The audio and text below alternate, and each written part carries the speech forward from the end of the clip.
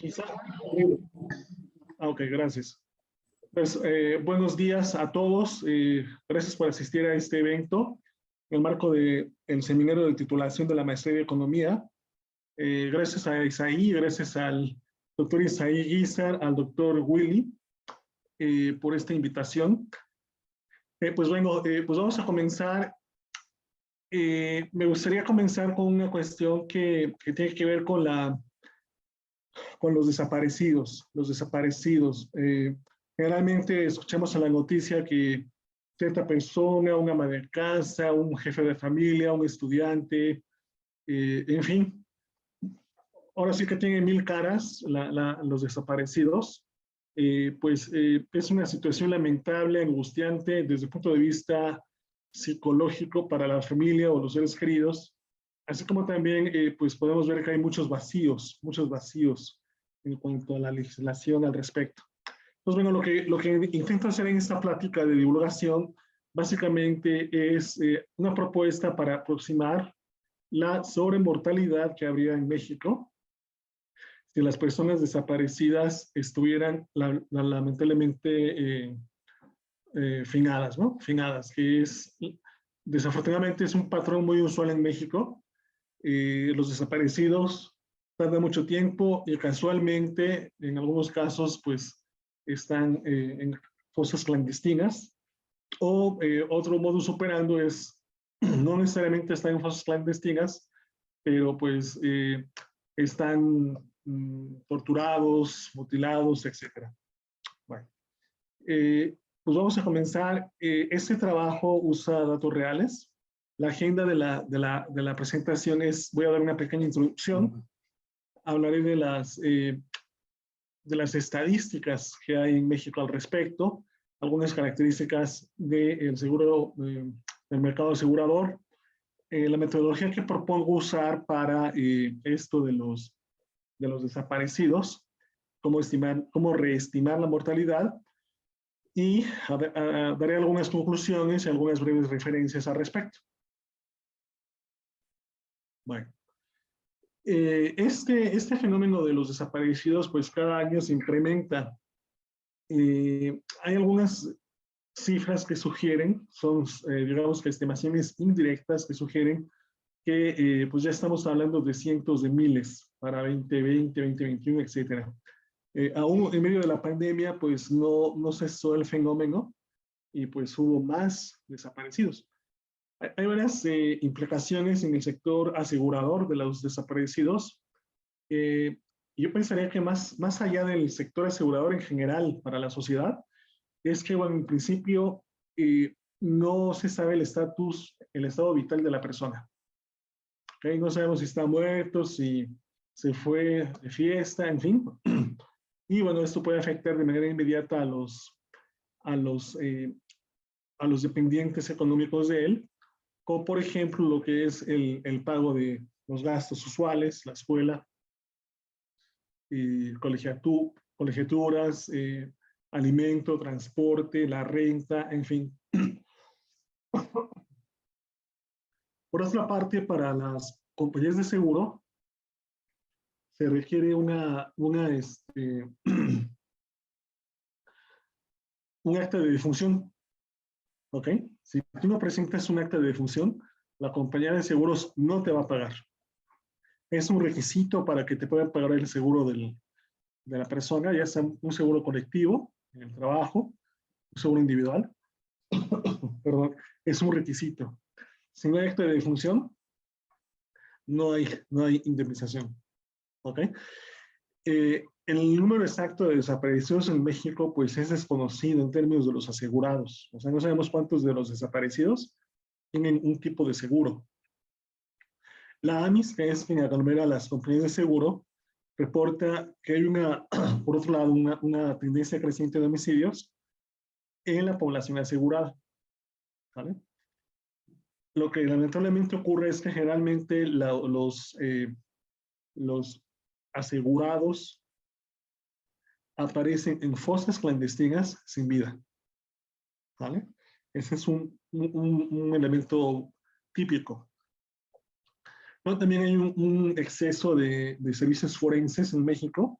En Guadalajara fue muy famoso el caso de que varios muertos, cuerpos de gente finada, estaban en tráileres, cuerpos congelados, esperando el proceso administrativo forense para su respectiva acta.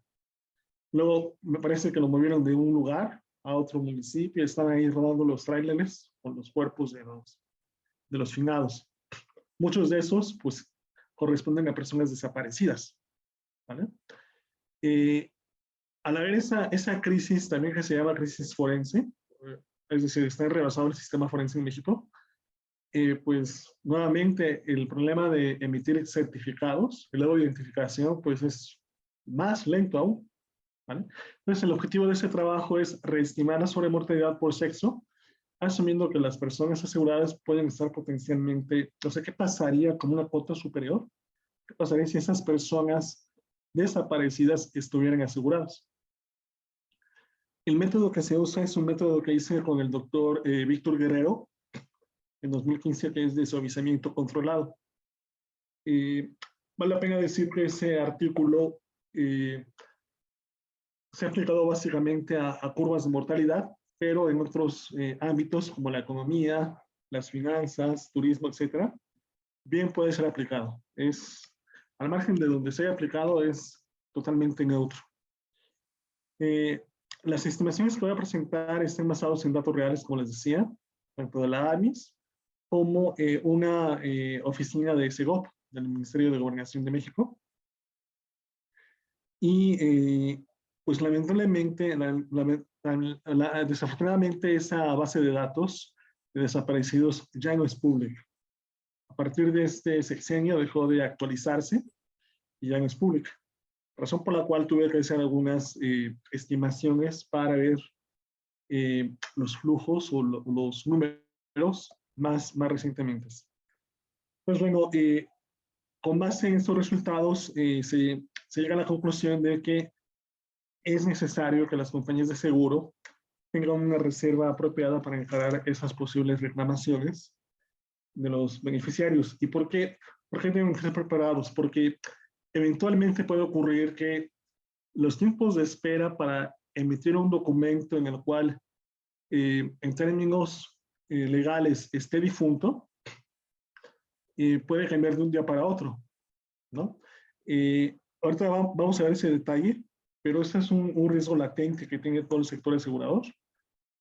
Yo pensaría que también las instituciones públicas, universidades, etcétera, tienen ese riesgo. Si no hay si de repente el gobernador o el presidente de México dice, a los 3 días de que no esté una persona identificada, se puede tener un acta que avale su estatus de difunto para proceder a los cobros respectivos, pues ahí ya, si no tienes la reserva constituida, pues va a ser un colapso, ¿no? Okay. Bueno, vamos a ver, estas cifras de los desaparecidos nos pueden parecer que son pues menores, ¿no? A lo mejor pues, ni cuenta nos damos, nos puede pasar esto de las ranas, ¿no? En el agua caliente, que no nos damos cuenta hasta que llegamos del exterior y vemos. Para 2020, esta edición de News reportaba que eran 73,000 personas desaparecidas en México.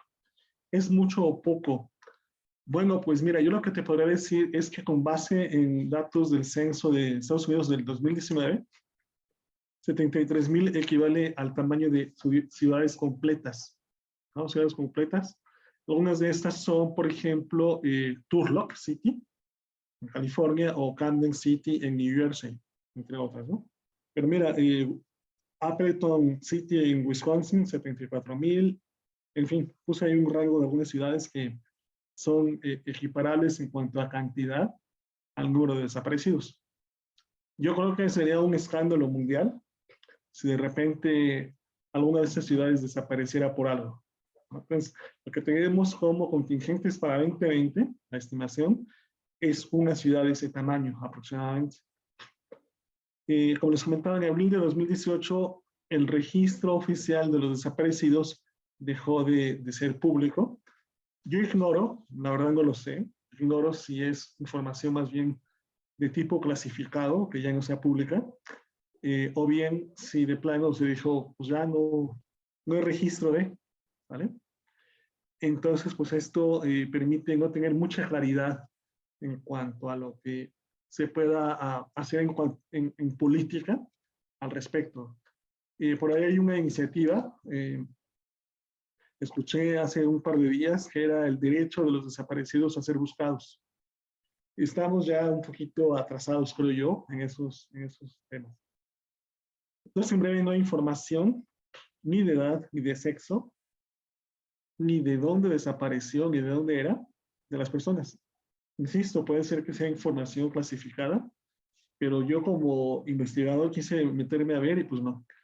Entonces, bueno, los pronósticos empezaron a hacerse en función de la información disponible hasta el periodo que aquí analicé. Bueno, aquí haciendo un heat map, podemos ver cuál es el patrón de los desaparecidos. No es un problema reciente, tenemos ya desaparecidos desde los 60, desde los 60. Y bueno, esto en el sexenio del presidente Díaz Ordaz era una forma de manifestar la inseguridad en México, ¿no? Si te das cuenta, como hace en este mapa, a mayor intensidad del heat map, pues es mayor la incidencia de los desaparecidos. Aquí en el eje de las Yes, puse las edades, 0, 2, puse para no, de 2 en 2. Y bueno, pues como ven es bastante, se va intensificando más reciente, todos estos son datos, estos sí son los datos que tenía la CEGOP, pero ven ustedes cómo se va intensificando.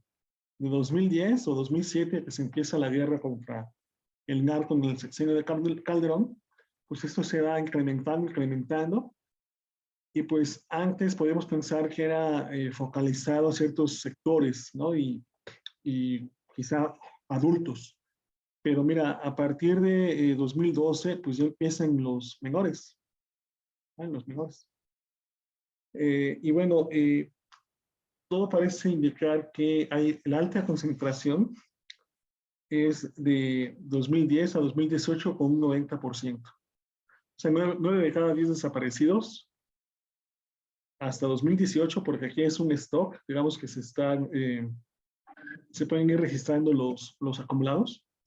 Ahí están concentrados 9 de cada 10, de 2010 a 2018. ¿Ok? Bueno, esto es en cuanto a la edad. Luego, en cuanto al sexo, pues bien, ustedes podemos pensar que originalmente pues estaba más clavado a la parte masculina, ¿no? 2010, 2011, y aquí apenas un poco la parte femenina. Pero ya con el pasar del tiempo como que se ha consolidado el crimen, este tipo de eventos, quiero decir. Y pues vean ustedes cómo el grupo de jóvenes, mujeres de sexo femenino, pues están más cargados en los últimos años. ¿Ok? No tanto así, de cierta edad en adelante, digo, sí hay casos, pero evidentemente la masa crítica, digamos, está en este sector, ¿no? En este sector. Llama mucho la atención también acá la parte de infantes, llama mucho la atención de jóvenes. Y bueno, podemos pensar que sí hay una concentración, una intensificación del fenómeno en años más recientes. Bueno, en cuanto a los estados, tenemos algunos resultados que llaman la atención. Por ejemplo, Morelos, que ha mantenido cierto nivel de tendencia en los últimos, de 2015 a 2018. Jalisco, pues ven ustedes también tiene esa. Yo pensaría que casi todos los estados, por ahí Yucatán, que es de los más pacíficos, de acuerdo a algunos índices, pues también tiene la problemática. A California Sur, aquí no se tiene el registro. Por eso también puede obedecer, al igual que Veracruz, puede ser también la calidad de la información, ¿no? Puede ser que la persona haya desaparecido en un estado, pero se haya registrado en otro. O de plano que desapareció la persona con la familia. ¿No? Quiero decir una desaparición colectiva. Bueno, el top 5 de los estados con más desaparecidos hasta 2018 era Tamaulipas, Estado de México, Jalisco, número 3, Sinaloa y Nuevo León. ¿Vale? En términos absolutos.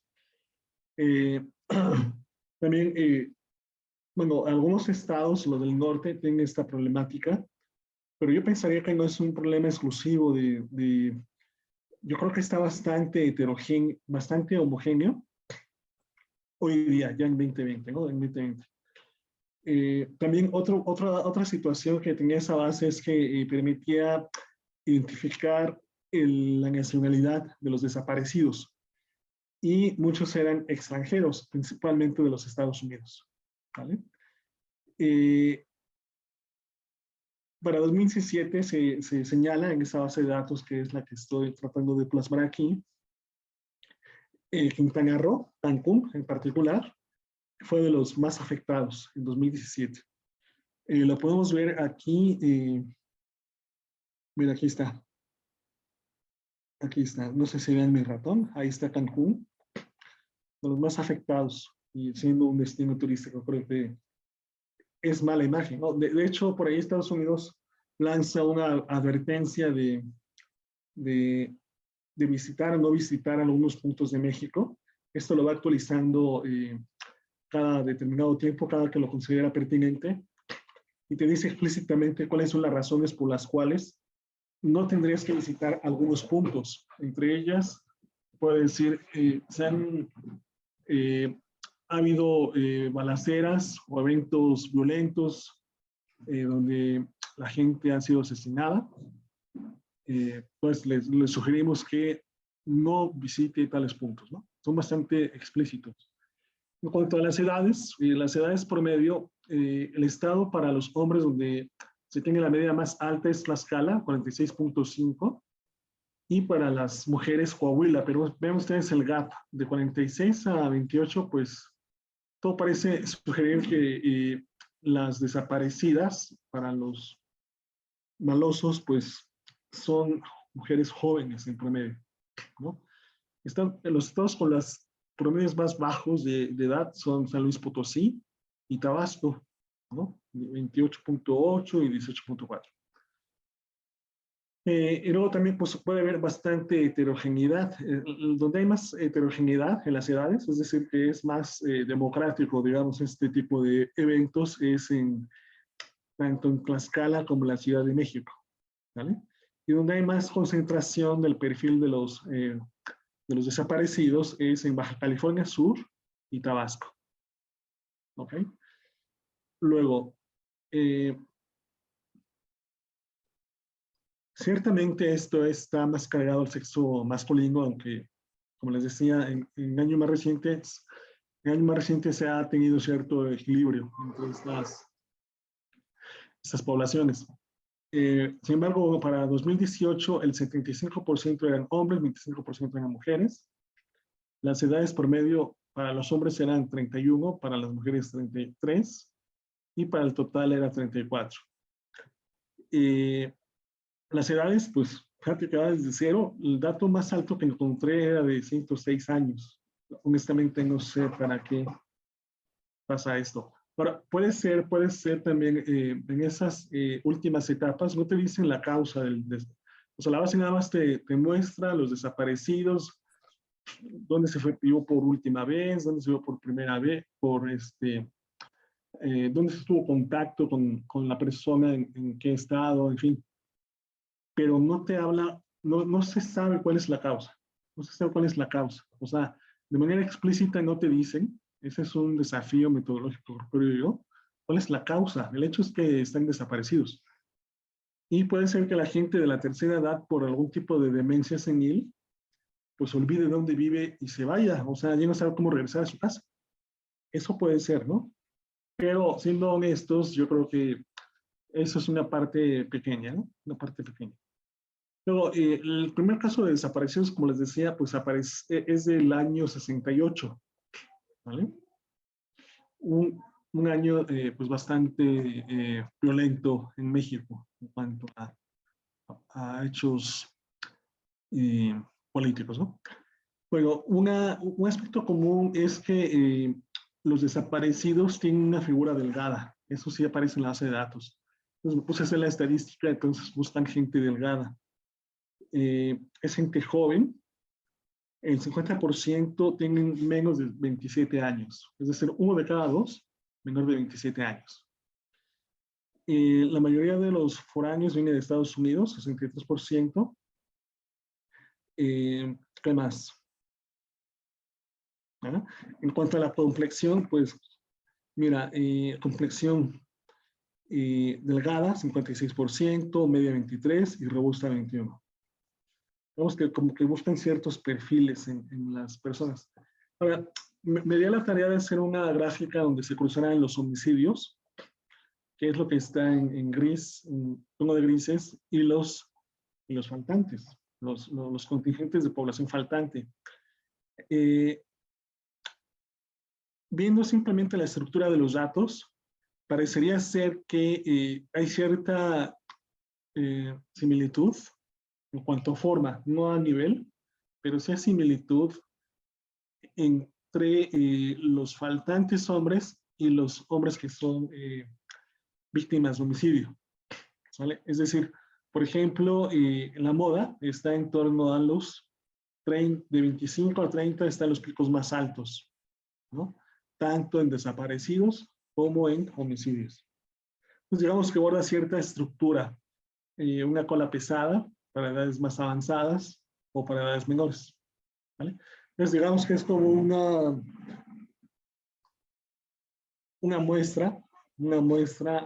similitud estructural entre unos y otros. Esto no ocurre para el caso de mujeres. En el caso de mujeres, la moda de homicidios estaba en 20 años, ¿vale? Hablo de homicidios, no de feminicidios. ¿Por qué? Porque la Oficina de Estadística Mexicana pues no da esa categorización, ¿no? Nada más es muerte violenta, homicidio. Pero vean ustedes, cómo tenemos una diferencia modal pues bastante fuerte. Acá la moda está en 20 y acá la moda está en 14, 15 años, ¿no? ¿Qué podrá ser eso? Yo pensando mal, dije, pues es probable que este contingente de desaparecidas sean víctimas de trata, ¿vale? Sean víctimas de trata. Y no tengo evidencia para tal, es una hipótesis que me parece por ahí que se podría configurar. Al menos en esta parte está haciendo una descripción de los hechos, ¿no? De los datos que son públicos. Pero hasta ahorita no tengo elementos para sostener con toda certeza eso que estoy afirmando.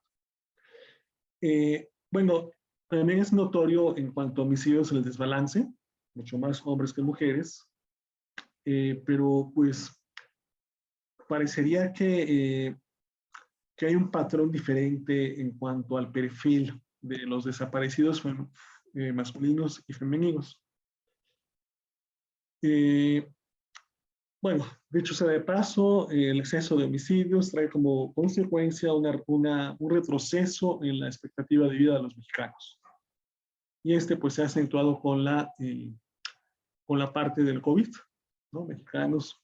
Bueno, ok, ahora voy a hablar muy grosso modo del mercado de seguros en México.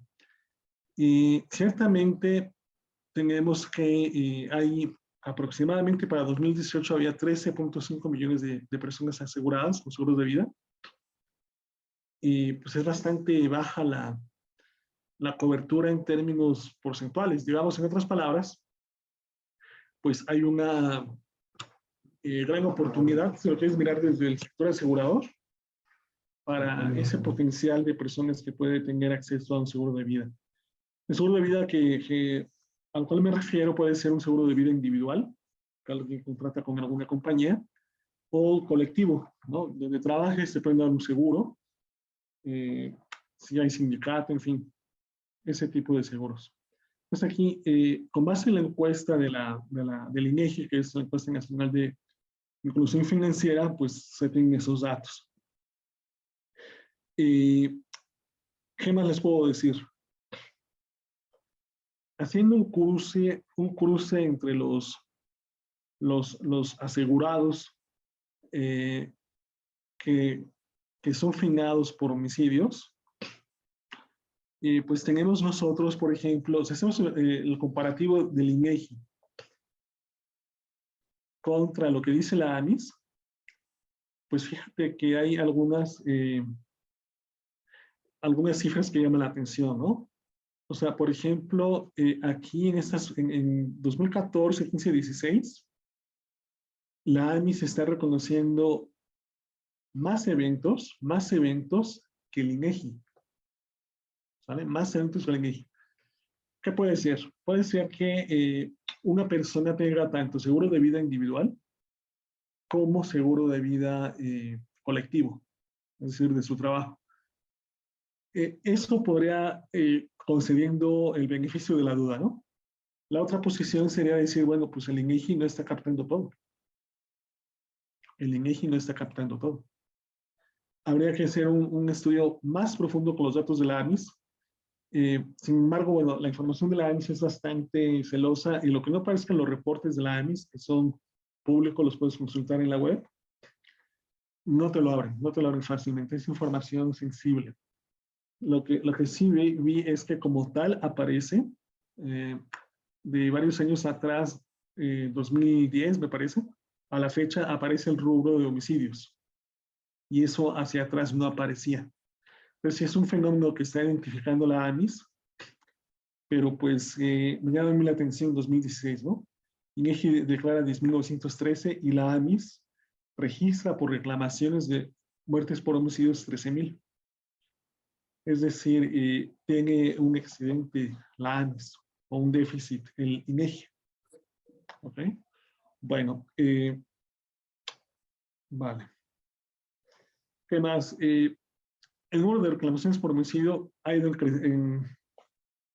en ascenso en México.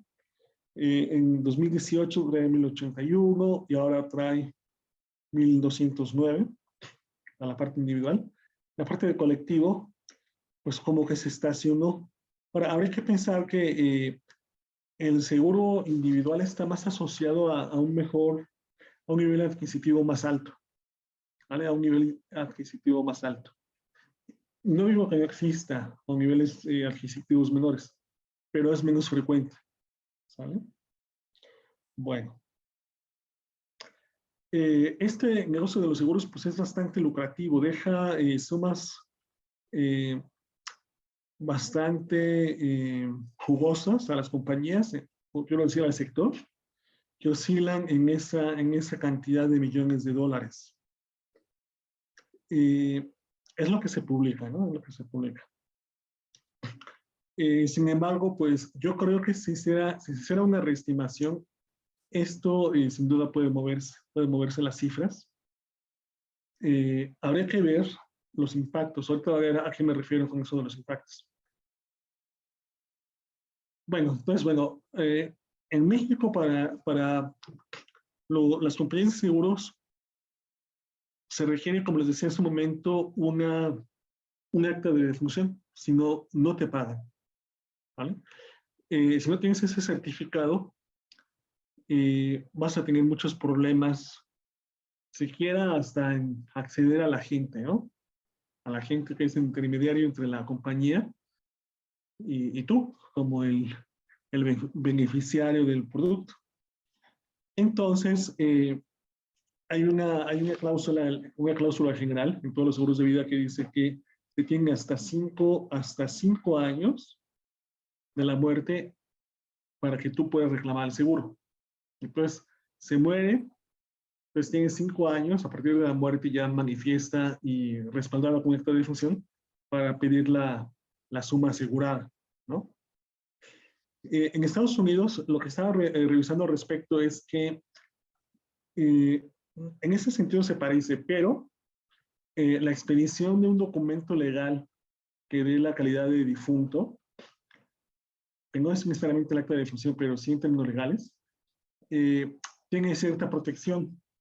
Si los beneficiarios, en colusión con el difunto, quieren hacer fraude, ¿no? De que sí estamos muertos y denos la lana, les cobran, vamos, tienen que pagar el beneficiario y el asegurado lo que se les dio, más intereses, y se abre un juicio legal, que es cárcel, ¿no?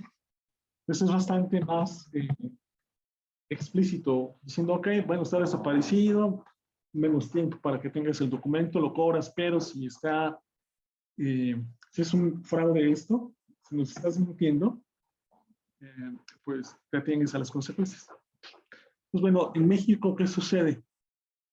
Aquí existe algo que se llama certificado de presunción de muerte, ¿vale?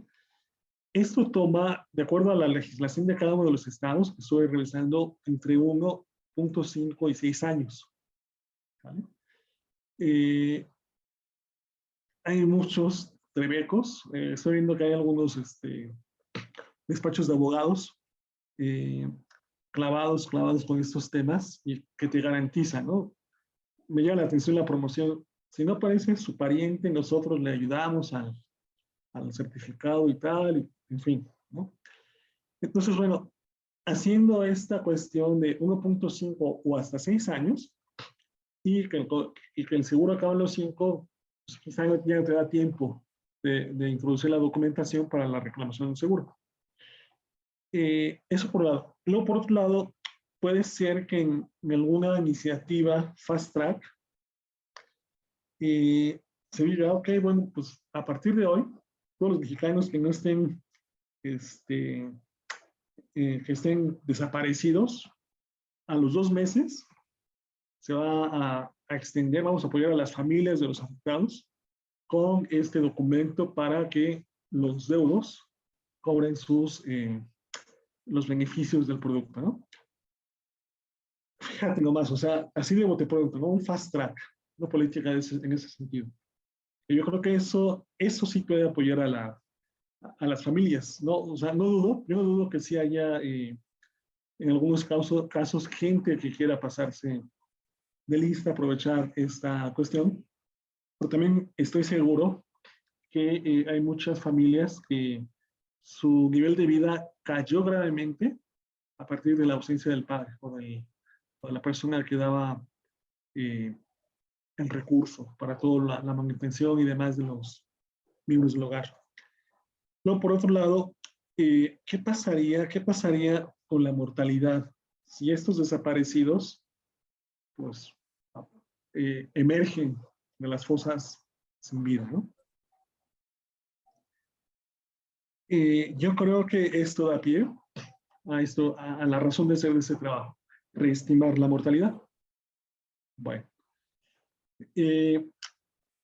no sé si lo sepan, si no lo comento, pues básicamente los actuarios lo que hacen es trabajar con riesgos de defunción, datos de mortalidad, y pues es el insumo esencial para las tarificaciones de los seguros, ¿vale? No es una cuestión aleatoria, sino de acuerdo a ciertos patrones es que se cobra el riesgo, más gastos administrativos, etcétera. Y todo ese conjunto da origen a la prima que le cobran a la gente en los seguros, ¿vale? El método que se usa para proponer esta nueva tarificación, como les decía, es un método de suavizamiento controlado por segmentos en el cual, perdón, considera varios patrones de varianza, ¿no? Generalmente se ha visto que las varianzas más altas están en edades jóvenes. Ahorita lo van a ver. Y esta varianza decrece en edades más avanzadas, ¿no? Ok, vamos a trabajar con esto entonces. Nada más para darles una idea de qué trata esto. Si tú haces un suavizado en un segmento, pues puedes tener, por ejemplo, los puntos son las tasas de mortalidad. Es la estructura clásica de una estructura de muerte. Son datos reales, estos son de Suecia y de Noruega, respectivamente. Entonces, bueno, generalmente nace el bebé, va cayendo la mortalidad, llega a un punto más de menor riesgo de muerte el infante, por ahí de los 10 años, pero luego en las etapas jóvenes se incrementa, ¿no? Se incrementa, llega a un pico alto y ahí va decreciendo y luego ya la dinámica de este crecimiento ya es totalmente atribuible a la edad de las personas, ¿no? Enfermedades crónicas degenerativas, podemos pensar que están aquí, sin excluir otras, desde luego, pero acá están de manera predominante las muertes violentas, ¿no? La joroba de mortalidad. ¿A qué me refiero con muertes violentas? De acuerdo al INEGI, pues básicamente son homicidios, suicidios, todo tipo de accidentes y algo que le llama también el INEGI acciones de guerra. Acciones de guerra. Pues aquí están. Digamos que aquí, si no hubiera ese exceso de mortalidad, pues la curvatura sería, habría una cuestión más plana, digamos. No estaría esa joroba, ¿vale? Pero sí lo está. Eh, Haciendo una referencia a algunos estudios de la cuestión psicológica, que eso también lo estudié con el doctor Alejandro Islas y con el doctor Guerrero, es que muchos de los jóvenes en su cerebro no tienen la madurez para tomar decisiones que permitan medir de forma adecuada los riesgos. Entonces no es raro que se suban a manejar alcoholizados o bajo los efectos de alguna droga, en fin, o lanzarse el bungee, paracaídas, todos esos actos temerarios, ¿no? Bueno, pues lo que hace el método básicamente es partirla en segmentos, la mortalidad, aquí se ve más variabilidad en torno a la tendencia, que es lo que pasa justo en medio de los puntos. Esto lo voy a hacer un poquito más rápido, pero en esencia es esto. Para los segmentos, lo que queremos es tratar de tomar, por un lado, un suavizado y por otro lado, otro suavizado, ¿vale? Entonces, eso se hace aquí. Este es un artículo de 2015. Esta es la primera parte con cierto patrón de varianza. Segunda parte con cierto patrón de varianza evidentemente diferentes, y eso está representado a través de las respectivas variabilidades. Y esta última parte es la que te ayuda a inducir a la suavidad, ¿vale?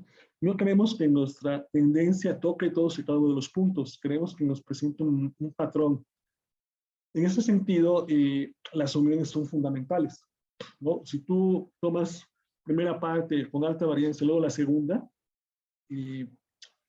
puedes tener como problema en la unión, ¿no? Una discontinuidad por la unión. Los invito a que lo hagan para que vean ese tipo de problema numérico con splines o algún tipo de herramienta similar. Parte de la serie en dos, trata de unir las series suavizadas y vas a tener esa discontinuidad. Entonces, para evitar ese salto, se propuso hacer una matriz en las uniones, conformada de esta forma por una matriz de diferencia, y esta ya nos permite tener cierta suavidad en las uniones de los segmentos. A través de esto podemos generar una varianza de la estimación, a diferencia de los splines y los primos D, y estimar las tendencias aplicando mínimos cuadrados generalizados, tendencia del primer segmento, tendencia del segundo segmento, y además podemos hacer un control de la suavidad.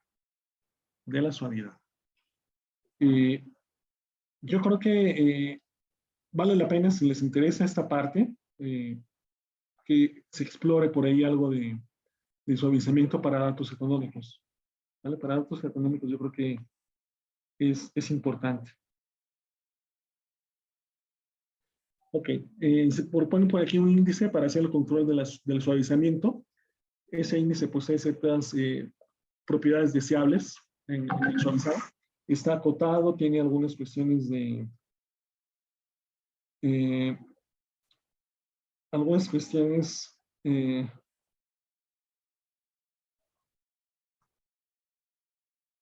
tienen que ver con que tú conozcas el fenómeno, O sea, ¿qué te ayuda mucho al aplicar esta metodología? Que tú conozcas el fenómeno.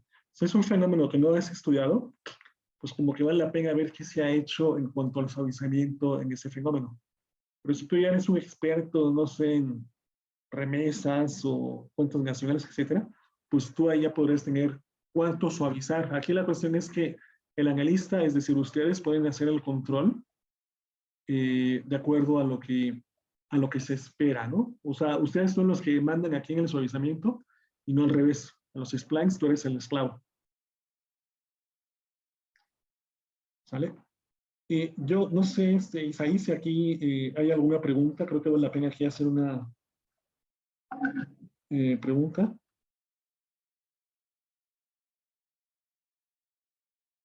Hola. Sí. Ok. Bueno, te digo un poquito nomás. Los datos sobre los desaparecidos, ¿de qué fuente los consultó? ¿Escuchaste bien? Otra vez, si hay alguna pregunta, Isaí, alguna pregunta de lo que he dicho por parte de los alumnos antes de que siga. Sí, ¿sí nos escuchas? Sí, adelante. Ok. De los datos sobre los desaparecidos, ¿de qué fuente los consultó? Sí, mira, una página de SEGOP que se llama Secretariado Ejecutivo Nacional. Yo no sé, me han dicho algunos alumnos, yo no sé si ya los quitaron o no, pero en el sexenio anterior, ahí estaban los datos. Lo que me han dicho algunos es que, por ejemplo, mucha información en esa administración, mucha información pública ya no está ahí, donde estaba. No sé si la pusieron en otro depositorio, pero vaya, esa fue la fuente. ¿Ok? Si nos pudieras, aquí estoy un poco, al final lo que es la sobremortalidad, ¿verdad? O el exceso de mortalidad. Así es. Pero no hay información. O sea, la relevancia aquí de los seguros es solamente por esta proporción de personas que no se conoce, o cuál es la relevancia de incluir a los seguros aquí. Yo creo que son varias. Una es per se, estudiar la dinámica de los desaparecidos, creo que ya me parece relevante, ¿no? Eh, esa es una. Y la otra, desde el punto de vista asegurador, que las compañías no tienen previsto ese ajuste en sus tablas de mortalidad. Y por tanto, si se hace una ley expedita al respecto, una iniciativa de ley al respecto, la problemática va a ser de que pues se van a colapsar y no van a tener lana para pagar. ¿Por qué? Porque no está considerado en sus tarificaciones. En el modelo quizá se evita la suavización. ¿Cómo se puede incorporar el porcentaje de personas, son muchas, que desaparecen y quizá fallecen sin tener seguro? Claro, es que yo pienso que ese ya es un problema social per se. Eh, ¿Sabes una cosa? Ahorita vamos a ver las poblaciones más afectadas, ahorita se las voy a mostrar, para a ver si puedo responder de manera parcial lo que me preguntas. Pero ya casi llego ahí, ya casi llego. Ok, bueno, el suavizado queda de esta manera, por segmentos. Los puntos, las uniones están aquí metidas, donde se parte la serie. Y pues hay continuidad, hay una mayor incertidumbre donde hay más varianza en los datos, menor donde hay menos variabilidad, básicamente. Bueno, ahí está la parte de la discontinuidad. Lo mismo aquí, por ejemplo, con remesas, con dos segmentos.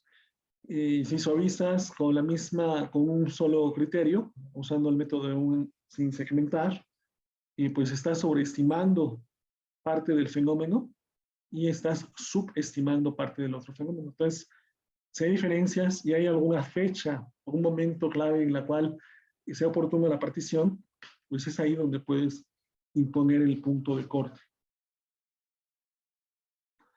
Ok, vale. Vamos directamente a esto de las tasas de mortalidad. Aquí lo que se hace, la tasa de mortalidad se define como las muertes entre la población. ¿Vale? Muertes entre población es una tasa de mortalidad en términos demográficos, así se define. Entonces lo que estoy haciendo aquí es sumarle una constante que es el porcentaje de personas que pueden estar aseguradas, de acuerdo a la encuesta de inclusión financiera, y aquí los desaparecidos. ¿Vale? Entonces estoy sumándole más muertitos potenciales a los muertos. ¿Ok? Bueno. Se establecen algunos estándares, una seguridad del 75%, puntos de corte en torno a, eran 30 y tantos años, ahorita lo vamos a ver, y esos lambdas. Lo que me gustaría que estos son parámetros del suavizado por segmentos, ¿vale? Vale la pena decir que esos estándares se han estudiado en otros artículos y se ha visto que son los apropiados para hacer ese tipo de segmentación. Pues mira, lo que está en color negro, es lo que cobra lo que está autorizado de acuerdo a la Comisión Nacional de Seguros y Fianzas, ¿vale? Pues, por ejemplo, aquí, digamos que de 60 en adelante, 50 y tantos en adelante, la comisión está cobrando más del riesgo, ¿vale? Digamos que de alguna manera se está protegiendo, ¿no? La comisión, pero ¿qué pasa con edades más jóvenes? Fíjate, con edades más jóvenes, y tú tienes que la tarificación de la Comisión Nacional, porque hay una tabla de mortalidad a propósito de, pues se queda por debajo de lo que está ocurriendo, ¿vale? Se queda por debajo de lo que está ocurriendo. Lo que está en rojo es añadiendo el efecto de los desaparecidos. Y lo que está en azul es lo observado. O sea, aquí ni siquiera le estoy echando más sal a la herida. Simplemente es lo que se registró en el año de 2016, ¿no? Y aquí, pues sí, estoy exacerbando el efecto por los desaparecidos. Entonces, ya desde aquí, aunque no hubiera desaparecidos, ya habría que retarificar a esos grupos de edades. Y así me fui. Todo esto es para mujeres. Lo mismo ocurre. Acá insisto que puede haber una cuestión de trata de personas. Es una hipótesis. Creo que es bastante... podría ser pertinente, pero insisto, no tengo los elementos para documentarlo, ¿no? Y quizá hasta ahí me quedaría yo. Yo me iría más allá. No hay fuentes que me permitan ver eso, ¿no? No hay un censo de trata o todo lo que es ese tipo de delitos sensibles, pues no hay, no, son cifras negras. También acá lo que se ve es que pues en edades productivas de 30 y tantos a 40 y tantos, pues también hay un exceso de riesgo en relación a lo que está cobrando la comisión, que se queda otra vez por abajo. ¿Vale? Aquí me estoy yendo por años. Este otro está más cerca, está más riesgoso, creo yo, aquí la solvencia de las compañías. O sea, no sé si se dan cuenta que se fue subiendo. ¿Vale? Esto era 2016, 17, y mira, con 18 se subió. Ya están al límite. Eso fue 2018. Recordemos que 2018 no es el año más violento en México. O sea, recordemos las cifras de homicidios se van generalmente incrementando año con año. Y hay una fuerte correlación entre homicidios y desaparecidos. Pues puede ser que esto ya esté totalmente rebasado para 2022, que son 4 años. No, para la parte del seguro individual, pues mira, lo ocurrido es que hay pocas defunciones en estos grupos etarios, está cobrando, creo yo, de más el seguro, pero se justifica que se está protegiendo por este excedente de acá de los potenciales desaparecidos. Creo que ahí se podría respaldar un poco esa decisión. Sin embargo, yo creo que toda esta trayectoria es vamos, están pagando más del riesgo que tienen las personas. 2017 y 2018. Ahora veamos el caso de los hombres. Mira, para 2016 ya está bastante cerca. Aprecia que esa escala logarítmica ya está muy cerca. ¿Sale? Y aquí sin meterle el efecto de los desaparecidos, que es la roja, Damos la azul, ya para menores de 30, 27, 25, 27, ya tienes broncas, es decir, ya tienes un exceso de un riesgo mayor al cual estás considerando en las primas de seguros.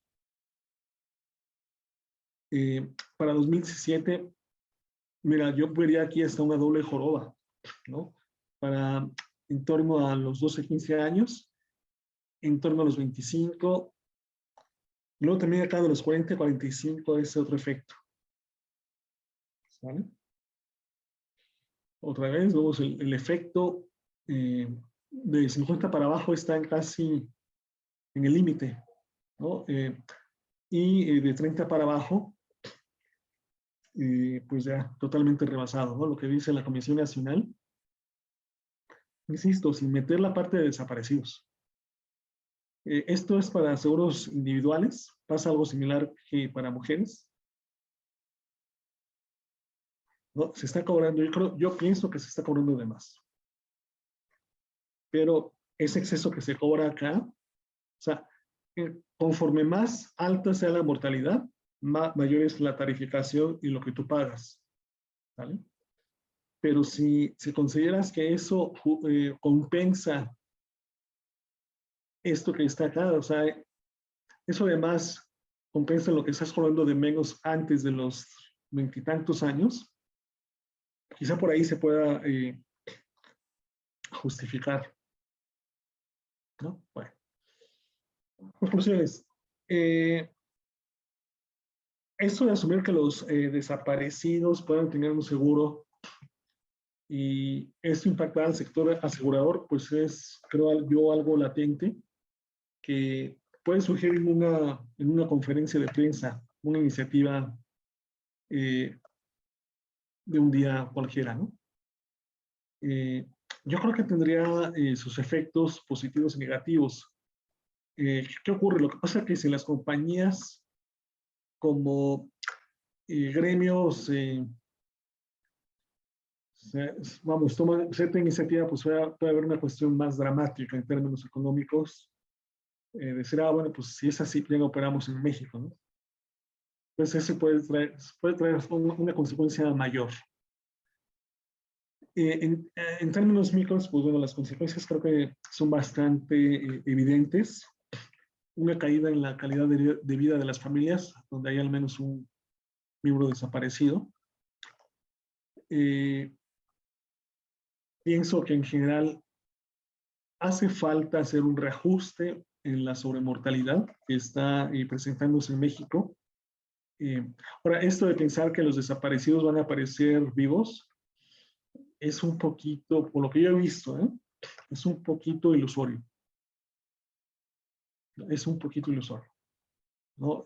Generalmente el patrón es, desaparece, pasa cierto tiempo, lo más probable es que haya perdido la vida. Luego también otro desafío, creo yo, que hay en esta parte de la retarificación de la mortalidad es el efecto COVID. El efecto COVID.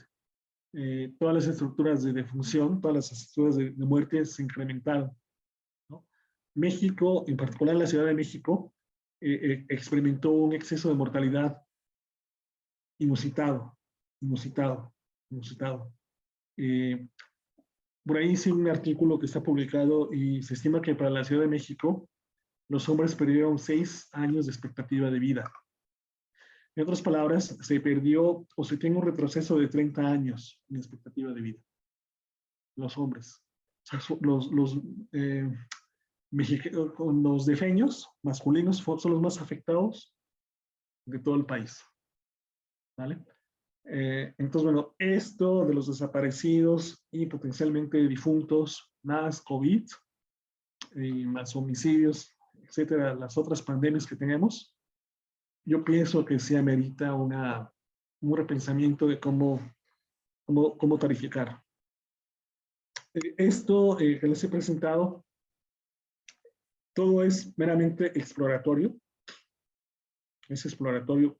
No he explicado, no he encontrado los elementos para explicar el fenómeno, simplemente los describo. La metodología me parece a mí que es bastante oportuna para segmentar en función de las varianzas. Pero bueno, no, como les decía, no es exclusiva de cuestiones demográficas de mortalidad, sino que es totalmente abierta para cualquier fenómeno donde tú como analista observes cambios en las varianzas. Y esas son las referencias básicas. Y por ahí pueden conseguir los anuarios estadísticos a los cuales hice alusión.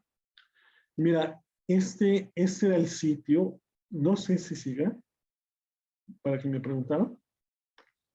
Y bueno, está la otra plataforma de esta administración en la cual yo ya no pude bajar la base de datos. Yo no la pude bajar. ¿Vale? Pero ese fue el sitio. Registro Nacional de Datos de Personas Extraviadas o Desaparecidas, Secretariado Ejecutivo del Sistema Nacional de Seguridad Pública. ¿Vale? En fin. Y pues bueno, les doy las gracias por su atención y pues quedo a sus órdenes. Gracias, Eliud. Pues vamos a dar un minuto para preguntas. Puedes esperar un más.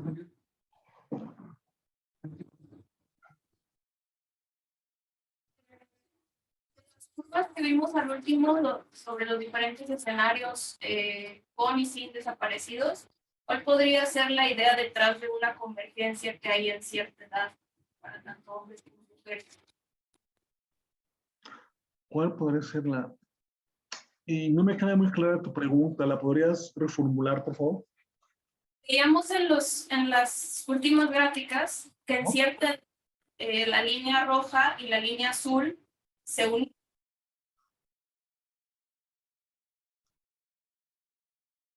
Ajá. Pero no acabo de oír la pregunta. O sea, ¿cuál es la idea de poner la línea roja y la línea azul en las gráficas?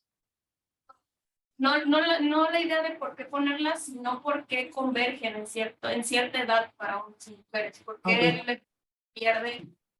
Sí, porque las masas de asegurados finados, esos son datos reales de los reportes de la AMIS. Esas masas pues son la misma. Es decir, por ejemplo, cuando al final, ya te entendí, a ver, la voy a presentar para seguirte.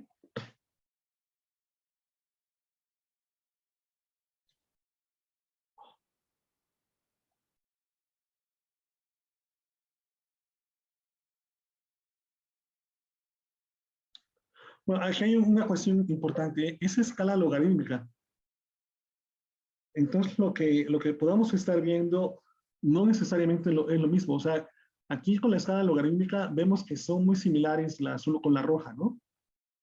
Pero yo no estaría seguro que en términos absolutos, es decir, la escala natural de personas, sea la misma.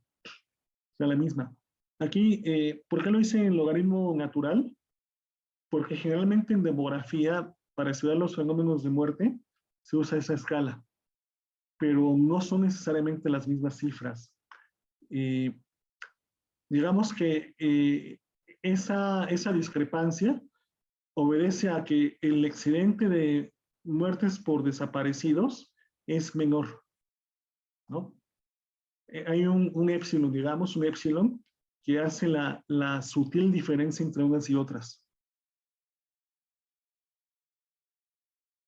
¿Sale? Esa sería la respuesta. Es la razón. Estoy incluyendo por edades el efecto de los muertos, pero además lo estoy dividiendo entre la población total expuesta al riesgo.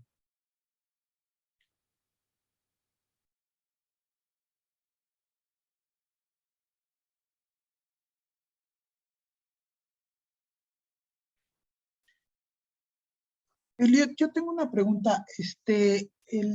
¿Cuándo fue el año donde el número de desaparecidos fue mayor?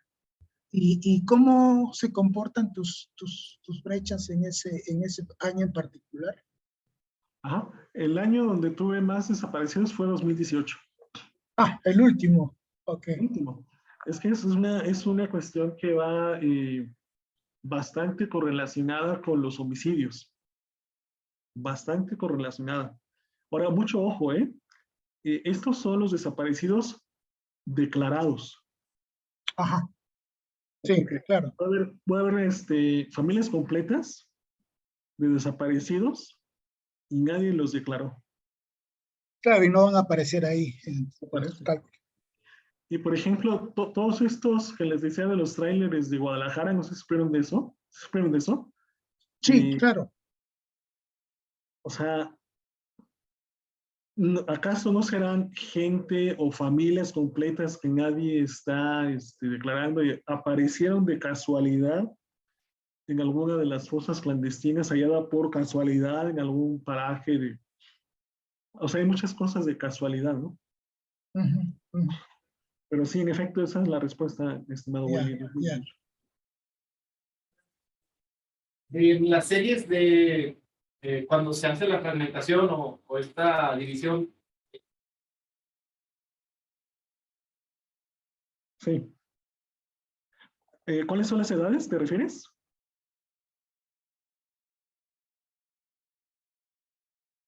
No te entendí. ¿Cuáles son las edades? ¿Es la pregunta? ¿quieres? Yo estoy más cerca del micrófono. Te pregunta Cristian si la segmentación se debe, si tiene alguna causa o cómo se limpia la segmentación, si hay un Bueno.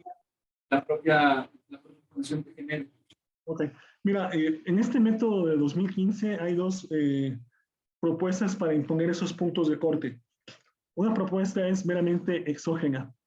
Yo usé esa propuesta, la cual consiste en ver que los excesos de muerte en todas las poblaciones a través del tiempo se han visto en torno a los 15 a los 30 años. Entonces, digamos que de la teoría demográfica, desde Seligman, Polar o Tail, desde hace un chorro, es donde se ha visto que hay más esa joroba. Entonces yo por eso lo impuse con ese criterio, de manera exógena. Una teoría que sustente tal partición, ¿no? Ahora, la otra posibilidad es que tú tengas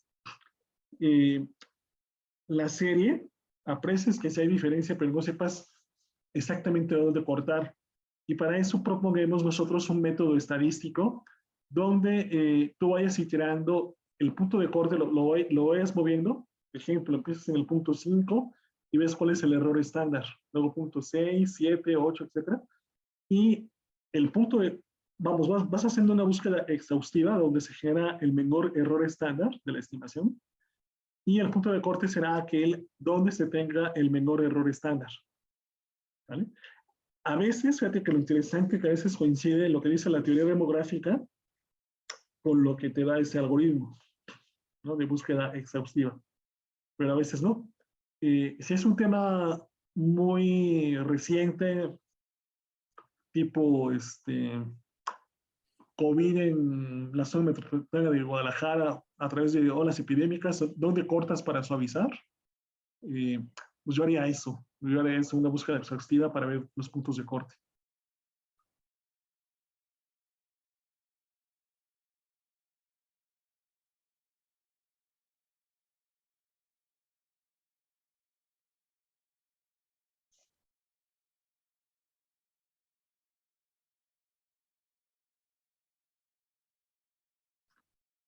No sé si me escucharon.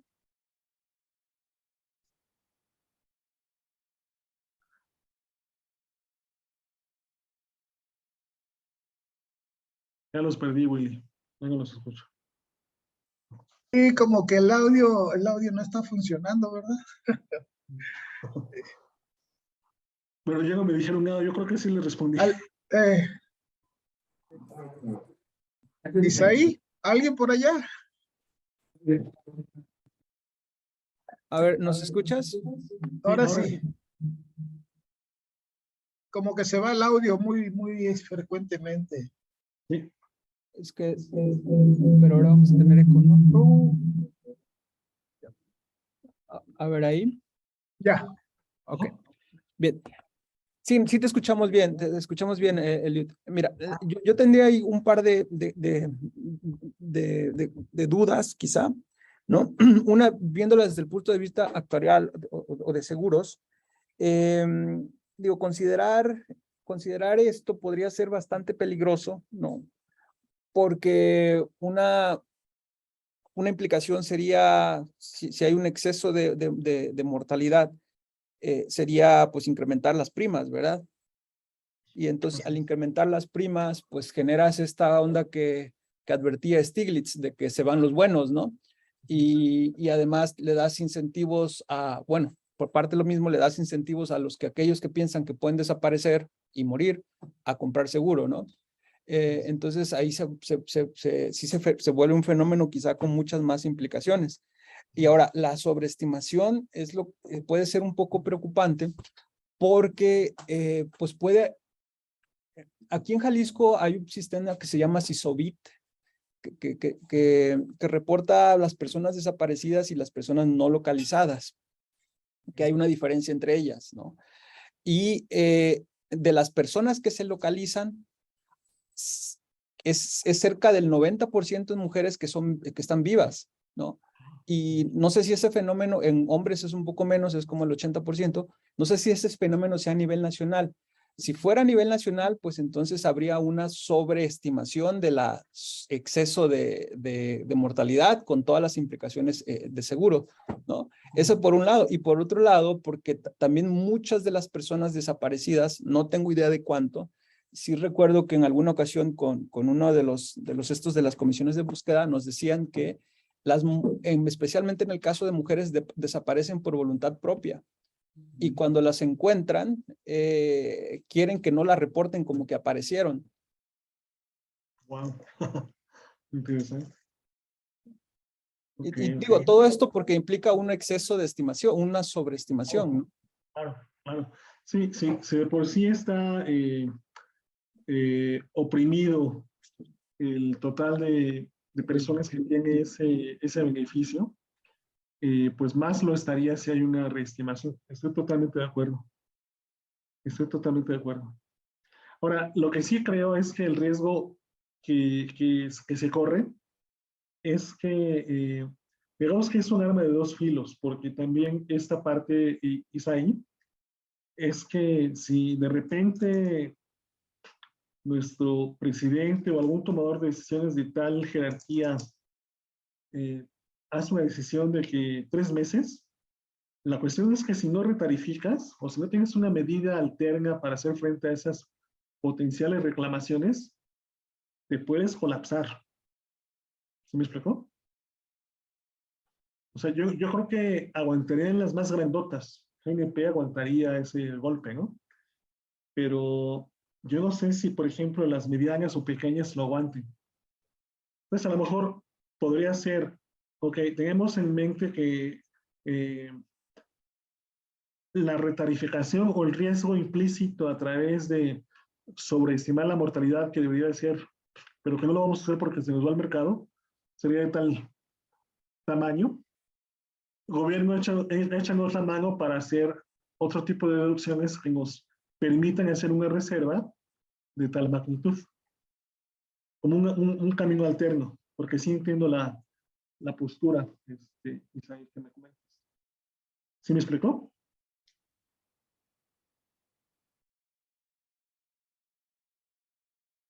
Sí, perfecto. ¿Alguien Buen más? punto, Isaí, buen punto. Gracias. Todo lo que me han dicho lo estoy anotando, ¿eh? Estoy aquí con mi acordeón. ¿Listo? Una pregunta, Eliud. ¿Sí está encendido? Una pregunta, Eliud. Soy Alejandro Alarcón, también profesor de aquí. Cuando mostrabas las gráficas y que mostrabas allí donde decías que se estaba cobrando en ocasiones más y en ocasiones menos, de acuerdo pues a la suavización que estabas presentando. Allí era, pues yo me imagino que era a nivel nacional, ¿no? Pero yo siento, no sé, que hay algunas, bueno, que eso se compensa porque hay algunas ciudades que son pues extremadamente violentas en México. Entonces, no sé si lo habrás hecho por ciudades y por ciudades, si hay algo distinto allí o si ese promedio era un promedio ponderado que ya lo tomaba en cuenta. Sí, mira, lo estoy tomando a nivel nacional. La Comisión Nacional de Seguros y Fianzas emite esa tarificación a nivel nacional. O sea, para el estado más peligroso y el más pacífico es la misma tarificación. Pero yo creo que también es un error. Yo cobraría de acuerdo al lugar de residencia. Yo le cobraría más barato a los yucatecos y más caro a los de Guanajuato, Chihuahua, etcétera, ¿no? Pero sí es a nivel nacional. Claro, bueno, otra de las broncas con esta información es que en Jalisco platicaban mucho de que pues los que aparecen, muchos no son de Jalisco. Entonces, si se los cobras, pues me voy a Yucatán a comprarla, ¿verdad? Todo Claro. vivo en Sinaloa, ¿no? Claro, No claro. está tan... Eso es muy fácil. Sí, mira, yo creo que siempre el crimen organizado va a buscar un recoveco para operar. Siempre, siempre, cualquier cosa. Pero sí, fíjate que me llamó mucho la atención cómo lo manejan en Estados Unidos. Y te dan el beneficio de la duda en cuanto a la difusión, pero te ponen las cartas sobre la mesa sobre las consecuencias de que no sea cierto, ¿no? Y eso no está en México, eso no está en México.